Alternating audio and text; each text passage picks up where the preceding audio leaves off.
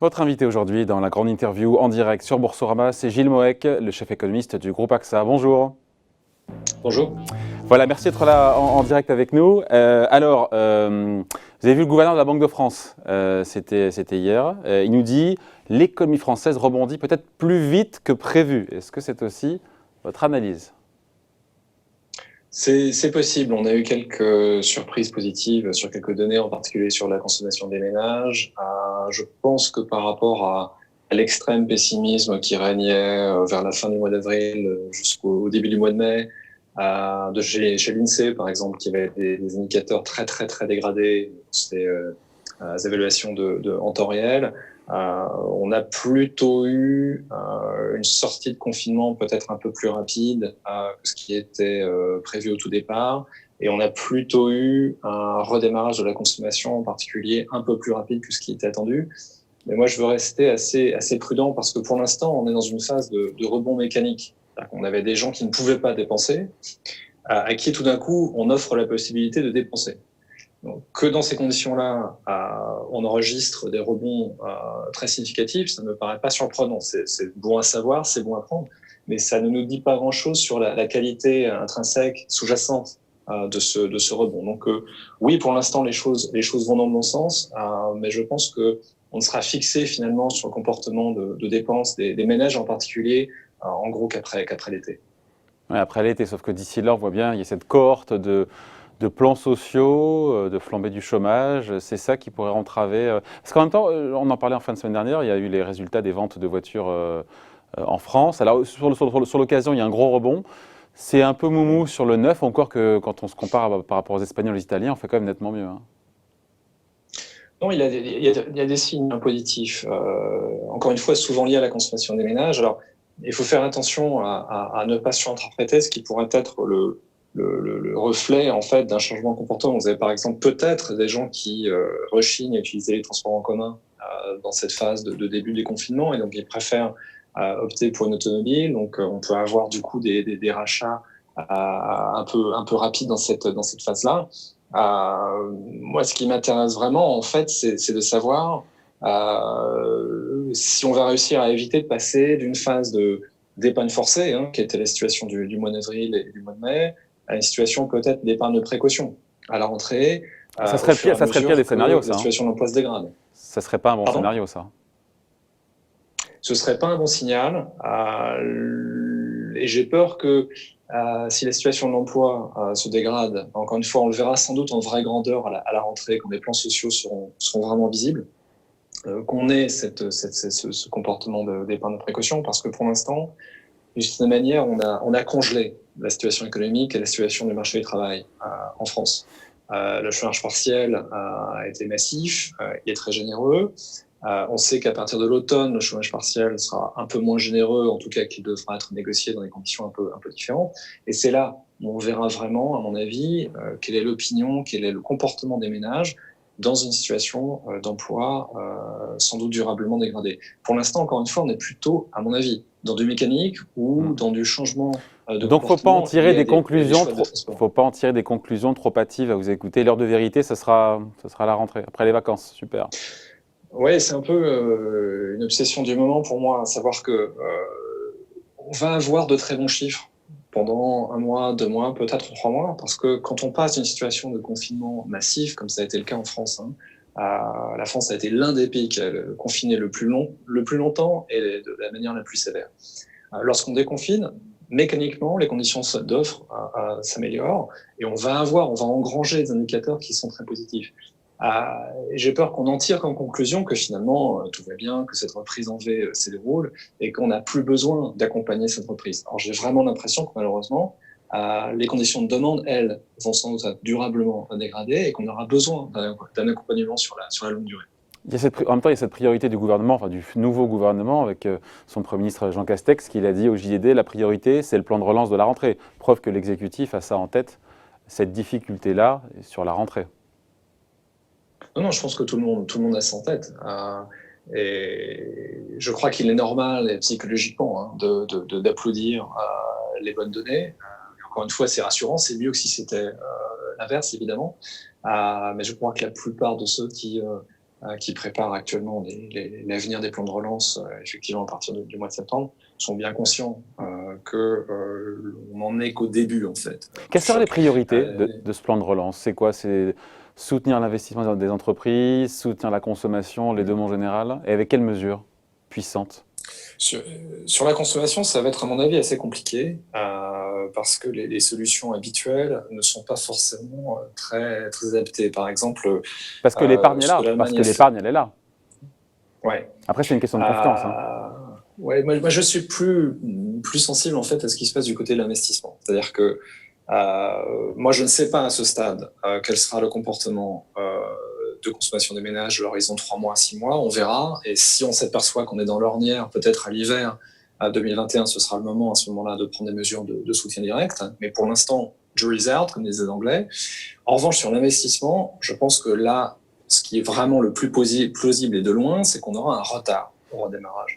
Parce que la situation est encore trop incertaine pour beaucoup d'entreprises qui vont avoir, et c'est normal, peur d'une deuxième vague peut-être à l'hiver, ou d'une poursuite de la première vague sur certains de leurs marchés export, et aussi parce que la situation financière s'est quand même assez dégradée. On a fait supporter le confinement, en fait, par une augmentation très forte du niveau de dette qui peut avoir un impact négatif en sortie sur l'envie d'investir.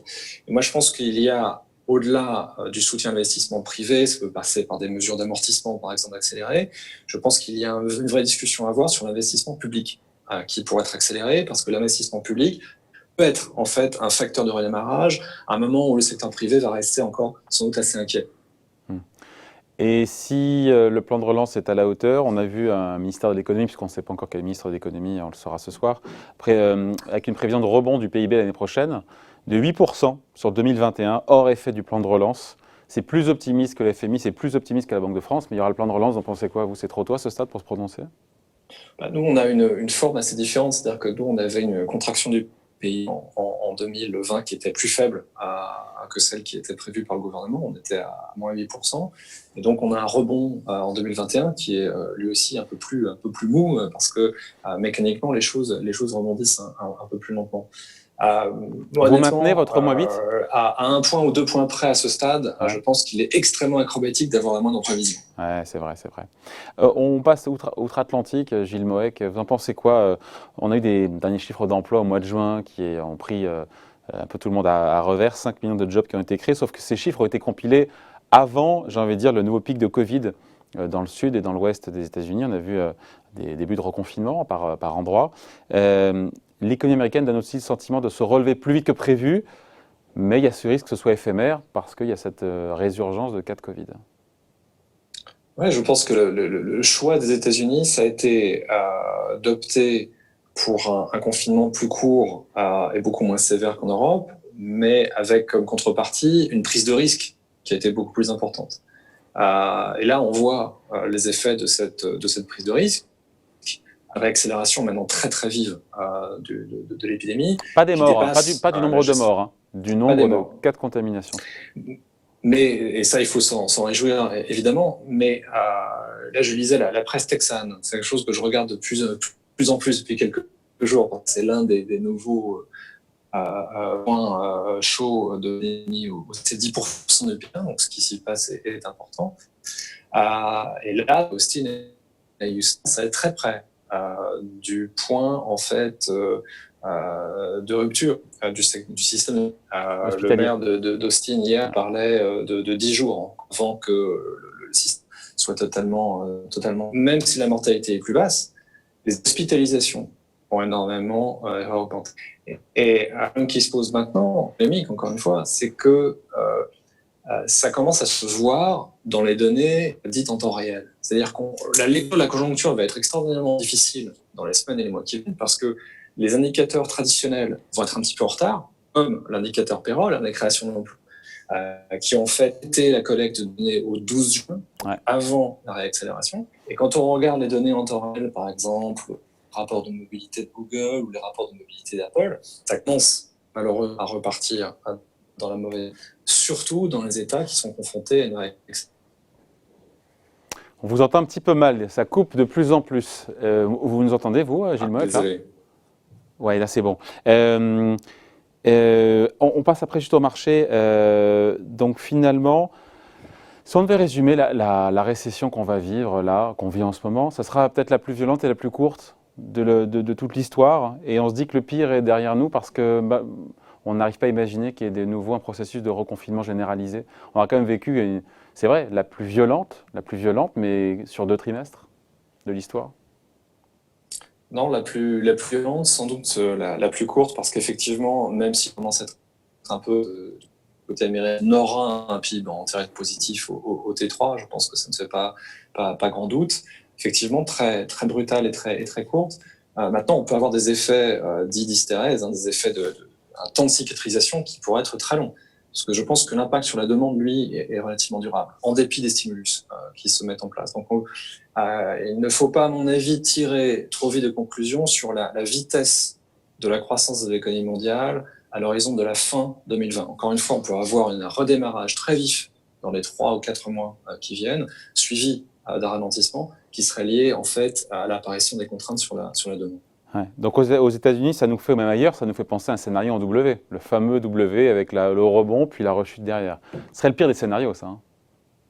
C'est le risque. Et le gros problème du scénario en W, c'est la perte complète de dynamisme du côté de l'investissement. C'est-à-dire que les entreprises, à mon avis, peuvent fonctionner dans un système en swoosh, le logo Nike, dans lequel les choses rebondissent et ensuite sont modérées, mais avec une certaine visibilité. On peut reprendre les programmes d'investissement.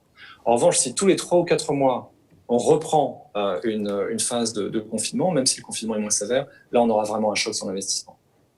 Un petit mot, on se quitte là-dessus, un petit mot des marchés. On sait que l'été, les marchés sont plus volatiles parce que les opérateurs sont en congé s'ils en prennent, la liquidité est plus faible. Quels sont les risques pour vous qui pourraient faire dérailler On voit aujourd'hui, ça rebondit, on est à 5100 points sur le CAC 40.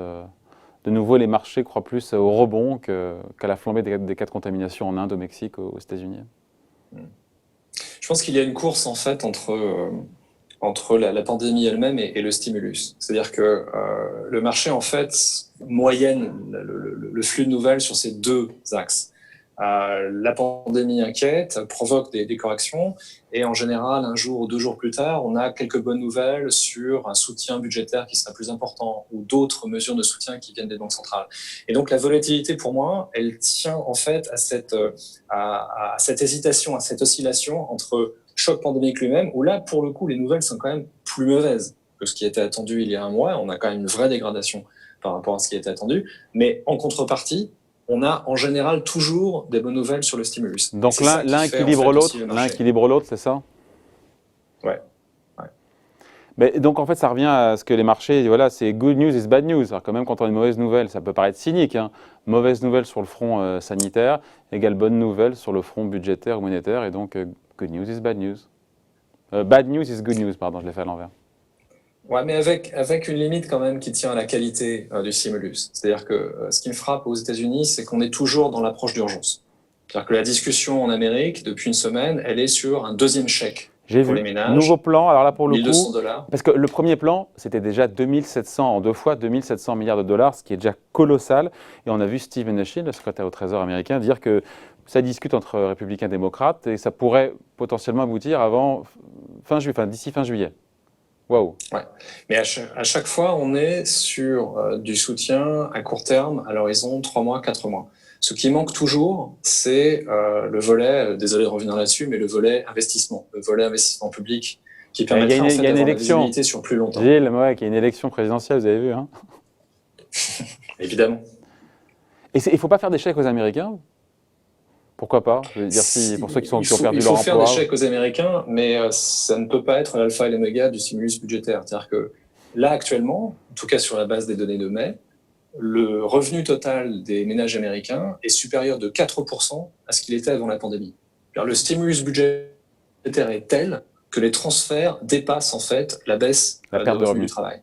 Donc là, on peut se dire qu'on est allé quand même un petit peu loin. Ouais. Sur les risques, on finit là-dessus, Gilles Moec, sur les risques pour les marchés cet été, quels sont les 2-3 principaux risques qu'il faut bien identifier, garder en tête? Pour moi, c'est quand même de manière centrale la pandémie. Évidemment, si les choses commençaient à se redégrader en Europe, je pense qu'on aurait des difficultés à maintenir les niveaux de valorisation actuels. Le deuxième risque, pour moi, c'est celui de la déception sur le stimulus. C'est-à-dire qu'on attend, c'est ce dont je parlais tout à l'heure, cette oscillation entre stimulus et pandémie. Si on arrive à la fin du mois de juillet et qu'on n'a pas de nouvelles du stimulus budgétaire numéro 2 de la Maison-Blanche et du Congrès, je pense que là, il y aura une vraie déception de marché. Le troisième élément, c'est le risque politique. Comme vous l'avez rappelé, on se rapproche de l'élection américaine et sachant que les sondages ne sont pas vraiment porteurs pour Donald Trump en ce moment, il peut y avoir une tentation, par exemple, de remettre la question du protectionnisme, la question de la relation avec la Chine au centre du débat. Et ça engendrera aussi de la volatilité. Je vous sens pas très positif quand même, hein. Je me trompe, c'est difficile parce que je vous ai pas en face de moi. Non, je vous sens quand même un petit peu. Non, je suis prudent, c'est un peu mon biais sans doute. Bon, et vous l'êtes un peu plus qu'il y a un mois, prudent? Parce que tout concourt quand on voit l'amélioration. Sur la pandémie, il y a un mois, je pensais qu'une réaccélération aux États-Unis était un risque, mais ça n'était pas mon scénario central. Le problème, c'est que c'est maintenant un scénario central. On est passé au-delà du stade des clusters. On est vraiment dans une réaccélération généralisée, en tout cas dans à peu près la moitié des États américains. Et pourquoi est-ce que les marchés ne bronchent pas, pour le coup? À cause du stimulus, à cause de cette sensation que, essentiellement, enfin pour deux raisons, le stimulus, c'est en grande partie, et le deuxième élément qui est connexe, c'est le montant de liquidité dans le système. Il faut bien que la liquidité aille s'investir quelque part. Compte tenu des niveaux aujourd'hui des taux d'intérêt sur les valeurs fixes, on a une partie de la liquidité qui se déverse dans le marché action et qui crée encore de la positivité. Donc je pense que c'est ça, c'est le stimulus budgétaire en termes d'espérance positive sur la croissance et le stimulus monétaire en termes d'injection de liquidité dans le système. Est-ce que, on finit là-dessus, toutes ces liquidités qui vont beaucoup dans les circuits financiers, sur les marchés, ne seraient pas mieux employées à aller directement dans l'économie? Il y a un grand débat, vous savez, là-dessus. Pour l'instant, j'ai l'impression que ça ne marche pas si mal que ça. Alors qu'il faut être prudent, là encore, mais par exemple, si vous regardez les statistiques monétaires de la BCE, la forte augmentation de la vitesse de création monétaire, la vitesse de M3, qui est tant décriée par certains économistes très orthodoxes, elle est le reflet d'une création de crédit pour les entreprises, ce qui est exactement ce qu'on voulait. Les gouvernements ont offert des garanties pour qu'il y ait création de crédit et que le secteur des entreprises puisse traverser la période de confinement sans être obligé de passer par des licenciements massifs. Donc, il y a en fait plutôt une bonne transmission de la politique monétaire. Donc, l'argent de cette planche à billets va plutôt au bon endroit, selon vous? L'argent de cette planche à billets, pour l'instant, va là où c'est censé avoir. Il y a un déversement aussi sur les marchés, il y a une partie des liquidités qui ne va pas vers l'économie réelle, ça c'est clair. Mais par rapport à ce qui se passait, par exemple, à l'époque de la grande crise en 2008-2009, on avait un secteur bancaire qui était complètement paralysé, qui était totalement tétanisé. Là, on a plutôt une bonne transmission. Bon voilà, merci d'avoir été avec nous, c'est toujours un plaisir. Gilles Moec, donc, chef économiste du groupe AXA, invité de la grande interview en direct sur Boursorama. Merci, à bientôt. C'est moi. Bye. Au revoir.